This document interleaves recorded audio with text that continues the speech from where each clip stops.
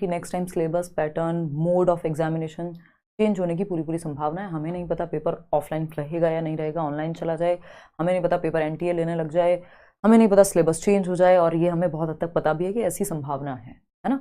तो और ज़्यादा ज़रूरी है। और इस बार के रिजल्ट को देखते हुए तो हमें पता ही है कि कितना हमने खराब प्रदर्शन किया है। जितने भी लर्नर्स सीटेट में या जो एस्पिरेंट सीटेट में अपीयर हुए थे, 10% ही लोग पास हुए हैं दोनों पेपर में ला करके। अगर पेपर 2 की स्थिति तो इतनी खराब है कि कुल 7.5% लोग ही पास हुए हैं। तो सुन सकते हैं, है ना। इसलिए नहीं कि ये बहुत बड़ा एग्जाम है, इसलिए कि इस एग्जाम में लोग बहुत फेल हो रहे हैं। तो वो लोग क्या सही कर रहे हैं जो स्कोर अच्छा कर रहे हैं। हालांकि उसका निचोड़ इस सेशन में भी हम डिस्कस करेंगे। 2-3 ही बातें, ज़्यादा चीज़ें नहीं है जो आपको सीटेट में ध्यान रखने की जरूरत है। 2-3 चीज़ों का ध्यान रख लीजिए, पेपर निकल जाएगा आपका। एग्जाम पैटर्न हमें पता होना चाहिए। जितना पेपर देने जाना इंपॉर्टेंट है, उतना जरूरी है स्ट्रैटेजी बनाना, रणनीति बनाना, है ना। कि 150 नंबर का पेपर है, चाहे पेपर 1 हो चाहे पेपर 2 हो, 150 मिनट मिलेंगे, यानी 2.5 घंटा समय भी काफ़ी है। लेकिन ये समय काफ़ी नहीं रहता। बहुत सारे लोग OMR टाइम पे फिल ना कर पाने की वजह से फेल होते हैं, टाइम मैनेज ना कर पाने की वजह से फेल होते हैं। रीजन क्या है? क्योंकि 4 तो यहाँ पे आते हैं पैसेज, हिंदी और इंग्लिश में गद्यांश पद्यांश मिला करके दोनों लैंग्वेज में अगर हम मिला दें 4 पैसेज सॉल्व करने में लगता है टाइम। और 90 क्वेश्चन सिर्फ पेडागोजी के आते हैं। सारे सब्जेक्ट्स की अगर मिला दें तो पेडागोजिकल क्वेश्चंस थोड़े से लेंदी होते हैं, उनमें लगता है समय।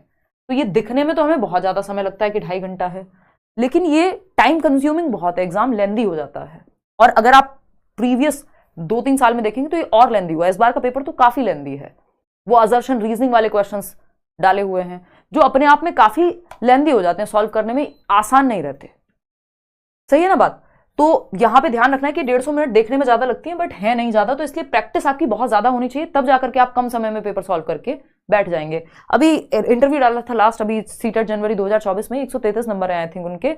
हमारी एक लर्नर है, उन्होंने 1-1.5 घंटे में पेपर सॉल्व करके वो बैठ गई थी। तो ऐसे ऐसे भी लर्नर्स हैं या ऐसे ऐसे भी कैंडिडेट्स हैं जो इतनी स्पीड से पेपर सॉल्व कर लेते हैं। इसका मतलब हमारी उतनी स्पीड हमने विकसित नहीं की, डेवलप नहीं की। पेपर OMR पर ही होगा, यानी ऑफलाइन होगा। और OMR शीट जो सीटेट वाली है मैं आपके साथ शेयर भी कर दूंगी अभी से ही टेलीग्राम चैनल पर। ये नहीं कि आप SSC की OMR शीट भरने बैठ गए। सीटेट की OMR शीट का जो साइज एंड शेप है वो भी डिफरेंट होता है। ये जो सर्कल्स हैं वो थोड़े से बड़े होते हैं, सिर्फ 150 क्वेश्चन होते हैं, ऐसा नहीं है 200 क्वेश्चन होंगे। तो वो मैं आपके साथ शेयर कर दूंगी। नेगेटिव मार्किंग आपकी कुछ होती नहीं है। अगेन सेम बात, सिलेबस से भटकना नहीं है बिल्कुल भी। अगर भटकना है तो सिर्फ प्रीवियस ईयर क्वेश्चंस तक। अगर सिलेबस से भटकना है तो सिर्फ प्रीवियस ईयर क्वेश्चंस तक। मतलब क्या इस बात का, अगर 2-4 क्वेश्चन प्रीवियस ईयर में ऐसे आए हुए हैं जो डायरेक्ट सिलेबस में नहीं है तो बस उतने तक भटकना है, इसके अलावा कुछ और नहीं भटकना। सिलेबस आपको सीटेट की वेबसाइट पे मिल जाएगा। मैं अभी बता दूंगी 2-4 चीजें और क्या हैं, कौन सी वो गलतियां जिनको हम अवॉइड करें सिंपली, ताकि हम 130 प्लस तक का स्कोर सोच पाएं। और ये मैं ऑब्जर्व कर पा रही हूँ, पिछले 8 साल हो जाएंगे इस साल पढ़ाते हुए सीटेट में, कि जो लर्नर्स सीटेट में अच्छा स्कोर करते हैं वो नौकरी जल्दी ले पाते हैं। वो थोड़ा सा कॉन्फिडेंस उनका बूस्टअप रहता है। इवन प्राइवेट स्कूल्स में भी आजकल सीटेट की आवश्यकता है। तो जो लोग सीटेट के समय पे सीरियस होते हैं, स्पेशली अपनी टीचिंग ट्रेनिंग में, DLED में, BEd में, या कम एज से ही, तो वो आगे तक का उनका रिकॉर्ड, क्योंकि अभी बहुत सारा डेटा है अपने लर्नर्स हैं, चाहे वो अनुराग हों चाहे और लर्नर्स हों। इस बार KVS में जिनका रैंक 20 आया, प्रशांत, उन्होंने भी 19 साल में, अभी 20 साल में तो आई थिंक उन्होंने नौकरी ले ली है।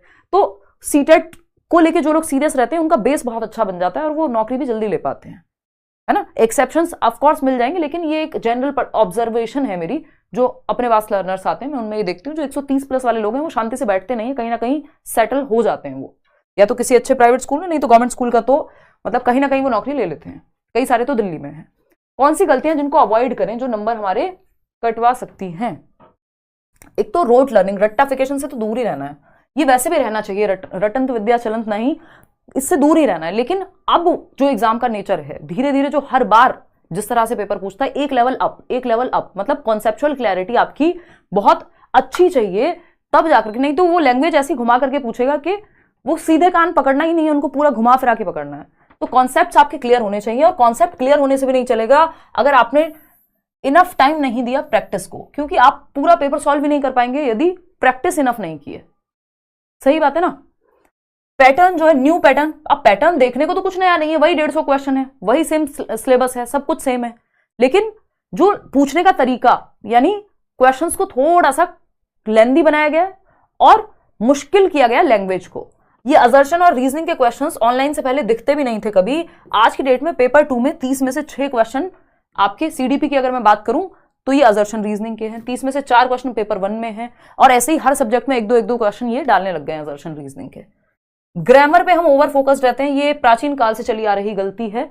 ग्रामर जो है वो पैसेज, 4 पैसेज आते हैं, उन 4 पैसेज में मान लो 7 नंबर का एक पैसेज है, मुश्किल से 2 क्वेश्चन ग्रामर के मिलेंगे या व्याकरण के मिलेंगे, 2 से 3 क्वेश्चन मैक्सिमम, जो आप वहीं से देख के सॉल्व कर देंगे उस पैसेज से ही। तो अलग से ग्रामर के रट्टे नहीं लगाने, उससे अच्छा सिर्फ आप पुराने प्रीवियस ईयर के पैसेज कर लें, अपने आप उतनी ग्रामर आपकी तैयार हो जाएगी।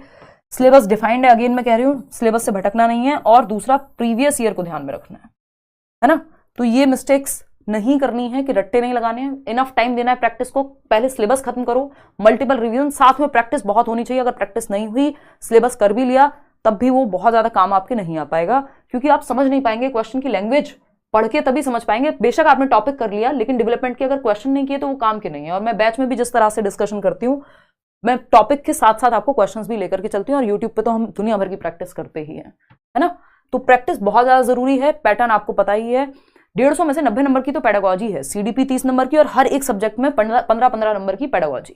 इसके लिए आप क्या करेंगे, मार्केट से कोई किताब लेंगे या क्या करेंगे, वो आपकी टोटल इच्छा है। लेकिन अगर आप टीचर के साथ जुड़ जाते हैं, यानी बैच में अगर आप जुड़े हुए हैं, तो आपको थोड़ा सा इजी लगेगा। अदरवाइज आप बुक लेके भी काम चला सकते हैं, बट उसमें आप प्रीवियस ईयर पे ध्यान ज्यादा रखिएगा, क्योंकि कोई भी एक किताब पेडागोजी आपकी कवर नहीं करा देगी। 70 जगहें हैं, आप इधर से डॉक्यूमेंट पढ़ेंगे, उधर से डॉक्यूमेंट पढ़ेंगे, कभी आप एनसीएफ पढ़ेंगे, कभी आप कुछ और पढ़ेंगे, फिर आप हिंदी का पोजीशन पेपर निकालेंगे एनसीईआरटी की वेबसाइट से, और बात फिर भी नहीं बन पाएगी। तो बेटर है या तो आप मैराथन वगैरह देख लो, अगर सिर्फ यूट्यूब से पढ़ने के मूड में हो, जो मैंने कराए हुए हैं या नोट्स भी दिए हुए हैं। नहीं तो बेहतर होगा कि आप बैच ले लीजिए, समय है आपके पास, ग्रेजुअली तैयारी हो जाएगी। या फिर प्रीवियस ईयर को साथ साथ जो भी आप पढ़ रहे हैं, चाहे फ्री में अगर आप यूट्यूब से पढ़ रहे हैं या फिर किसी किताब से पढ़ रहे हैं, तो साथ में प्रीवियस ईयर को जरूर ध्यान में रखना, नहीं तो भटक जाएंगे। पता चला पेपर किताब में कुछ दिया हुआ है, प्रीवियस ईयर में कुछ और पूछा जा रहा है। और प्रीवियस ईयर सिर्फ लास्ट 4 ईयर्स के, सिर्फ 4 ईयर्स के 2020 से लेकर के जो ऑनलाइन हुआ जब से पेपर, और इस बार 2024 तक के, सिर्फ इतने ही प्रीवियस ईयर आपको करने हैं। और इसमें बहुत सारे सेट आ जाएंगे, क्योंकि इसमें 2 बार तो ऑनलाइन ही है एग्जाम। 19 वाला पेपर बिल्कुल मत करना, बहुत आसान पेपर था 2019 का, जुलाई और दिसंबर दोनों का ही। आप 2018 वाला पेपर उठा करके देख सकते हो, है ना। ये मेरी अपनी पर्सनल ऑब्जर्वेशन है, मैं कई साल से कहते हुए आ रही हूँ। आजकल लोग ये सेम चीज अपने भाषण में भी चेप देते हैं, बट इन चीजों को ध्यान रखना है, ये सीरियस है। ये 6 बार कही जाए या 36 बार, इंपॉर्टेंट बातें हैं, रिपीट करनी पड़ेंगी, ठीक है ना। तो हद से 2018 वाला पेपर जो ऑफलाइन हुआ था दिसंबर में, और नहीं तो 2020 से 24 तक, बस इतना। और ये कहाँ से करेंगे मैं अभी दिखा दूंगी आपको, है ना। ये सारे सब्जेक्ट्स तैयार करें कैसे, तो 2 तरीके हैं इन सारी चीजों को तैयार करने के। एक है प्रीवियस ईयर प्लस एनसीईआरटी, ये 2 चीजें हैं, बाकी ज्यादा चीजें आपके पास हैं भी नहीं।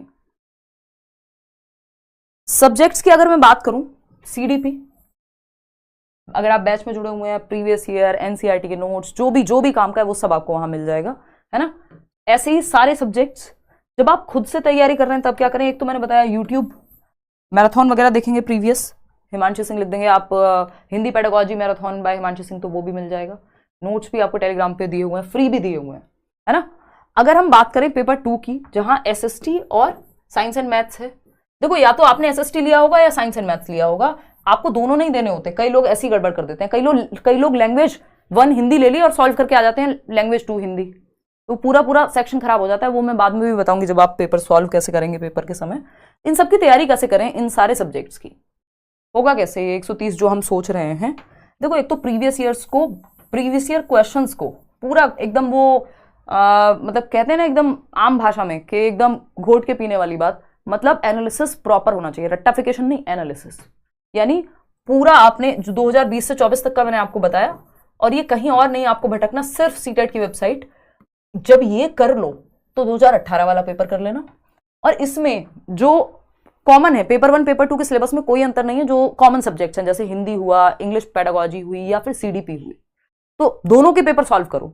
ऐसा नहीं है कि 2020 से 24 तक पेपर 1 तो कर लिया, बाल विकास, पेपर 2 भी करो, सिलेबस तो सेम ही है, क्वेश्चन सेम ही तरीके से, सेम ही लॉट से बनते हैं वो क्वेश्चंस। इवन पेपर 1 के क्वेश्चन इस बार के मुझे इजी लग रहे हैं, मतलब मुश्किल लग रहे हैं पेपर 2 के कंपैरिजन में।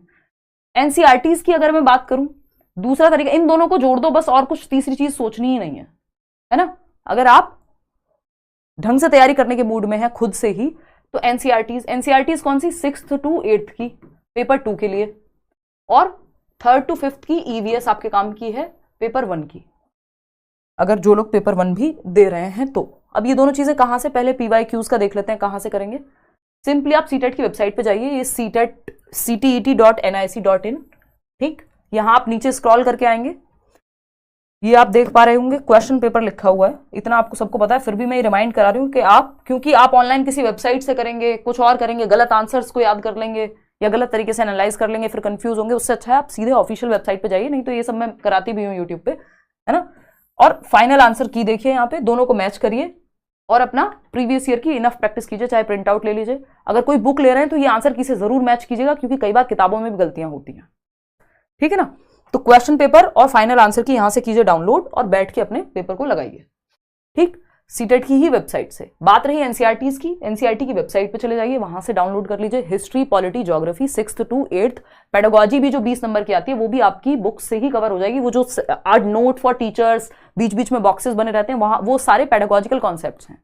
और जो आपने पेडागोजी साथ में हम पढ़ रहे होंगे 30 नंबर की, वो पेडागोजी भी आपकी लगभग हर सब्जेक्ट में हेल्प करती है।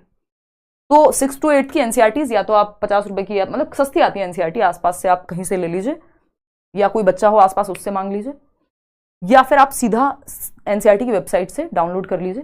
फ्री में ये डाउनलोड हो जाएंगी सारी बुक्स। 6th की हिस्ट्री, पॉलिटी, ज्योग्राफी, 7th की history, polity, geography line by line highlight कर करके पढ़ लीजिए, उससे बाहर पेपर नहीं जाता।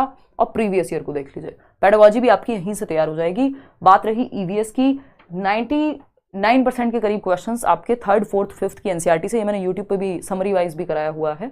कुछ सेशंस में एसएसटी की कोशिश करूंगी इस बार लेने की, कि आपके एनालिसिस तो एटलीस्ट हम क्वेश्चंस का कर लें, तो नहीं तो सब कुछ कराना यूट्यूब पे पॉसिबल ऑफ कोर्स नहीं हो पाता। और सारे टीचर्स को अपना अपना भी सिलेबस खत्म करना होता है। ये मेरा ही तो पैशन है कि यूट्यूब पे डिस्कशन करना है। देखो, प्रीवियस ईयर और एनसीईआरटीज और इनका रिवीजन, है ना। या तो अगर आपने सिलेबस को बैच से कंप्लीट किया है तो उसका रिवीजन, और साथ में प्रीवियस ईयर, है ना। ये सब कुछ एक साथ बैच में आपको ऑलरेडी मिल जाएगा, ठीक। इन दोनों का रिवीजन, इनको जब आपने ऐड कर लिया, यानी प्रीवियस ईयर और एनसीईआरटीज को पढ़ लिया, रिवाइज कर लिया, बस बात बन जाएगी। कुछ और आपको एक्स्ट्रा सोचने की जरूरत नहीं है। जो सिलेबस नहीं देखता, जो प्रीवियस ईयर नहीं देखता, उसका पेपर नहीं होता। ये एकदम साधारण बात है, क्योंकि आपको पता ही नहीं होगा आपको पढ़ना क्या है, किस तरह से पूछा जाएगा। फिर अगर पढ़ भी लिया, सिलेबस कर भी लिया, तो क्वेश्चन कैसे बनेगा उससे, वो प्रीवियस ईयर से ही आइडिया लगेगा। और जितने प्रीवियस ईयर क्वेश्चन सीटेट में रिपीट होते हैं, मुझे नहीं लगता दुनिया में कहीं होते होंगे। मतलब प्रीवियस ईयर क्वेश्चंस हर एक एग्जाम के लिए इंपॉर्टेंट है, रिपीट होते हैं या उसी बेसिस पे क्वेश्चंस बनते हैं, लेकिन सीटेट में तो बहुत ही ज्यादा महत्व है इसका। तो इन दो चीजों का जरूर ध्यान रखें। बाकी पेडागोजी आपकी, मैं हूं ही, सीडीपी आपकी कवर वहां से हो जाएगी। आज के लिए इतना ही रखेंगे। अभी से मेहनत कीजिए, मल्टीपल रिवीजन, और अपनी स्पीड बढ़ाइए। पढ़ के समझने की जो क्षमता है, सबसे बड़ा जो रीजन है सीटेट में फेलियर का, वो ये है कि हम पढ़ के क्वेश्चन को समझ ही नहीं पाते कि पूछ क्या रहा है। वो सर के ऊपर से टप्पा खा के बॉल निकल जाती है, हम ये नहीं समझ पा रहे पूछा क्या है। वो पूछता कुछ है और हम जवाब कुछ और दे देते हैं, क्योंकि अगर हमने सिलेबस कवर किया तो कई बार हम फॉर्मेलिटी के लिए कर लेते हैं, कॉन्सेप्ट से क्लियर नहीं है, या प्रीवियस ईयर ही नहीं लगाए, साथ में लगाए तो बस नाम के लिए लगा लिए, एनालाइज ही नहीं किया उनको, बस ये देख लिया कितने नंबर आए। मल्टीपल रिवीजन लगेंगे, थोड़ी सी मेहनत लगेगी, और ये वाली मेहनत आपके आगे हमेशा काम आएगी नौकरी लेने तक। और स्कूल में जब पढ़ाएंगे तब तो ऑफकोर्स ये सब आपको पता तो होना ही चाहिए ना।